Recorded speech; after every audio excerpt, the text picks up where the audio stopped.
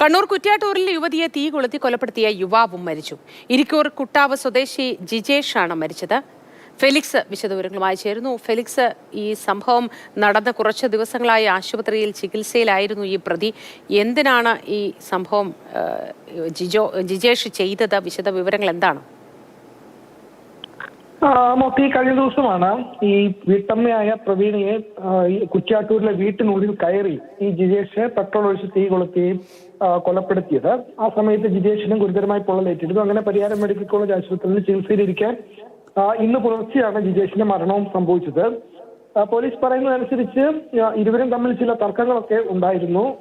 Phone വഴിയാണ് ഇരുവരും തമ്മിൽ സംസാരിക്കുകയും അത് സംബന്ധിച്ച തർക്കങ്ങളും ഉണ്ടായത്. പിന്നീടാണ് ആ ഒരു സംഭവമാണ് ഈ കൊലപാതകത്തിന് പ്രേരകമായ ഘടകം എന്നതാണ് ഇപ്പോൾ പോലീസ് വ്യക്തമാക്കുകയും ചെയ്യുന്നത്. ഏതായാലും ഈ ജിജേഷ് മരിക്കുന്നതിന് മുമ്പ് ഈ കൊലക്കുറ്റം ചുമത്തി കേസെടുത്തിരുന്നു. പിന്നീടാണ് ഗുരുതരമായ പൊള്ളലേറ്റ് ചികിത്സയിലേക്ക് ഇപ്പോൾ മരണം സംഭവിക്കുകയും ചെയ്തത്. ഇതിൽ ദാരുണമായ സംഭവമാണ്. അതായത് ഒരു വീട്ടിൽ കയറി ഒരു വീട്ടമ്മയെ പെട്രോൾ ഒഴിച്ച് തീ കൊളുത്തി കൊലപ്പെടുത്തിയാണ് ഉണ്ടായിരുന്നത്. ആദ്യം പ്രവീണ പരിയാരം മെഡിക്കൽ കോളേജ് ആശുപത്രിയിൽ പ്രവേശിപ്പിച്ചു.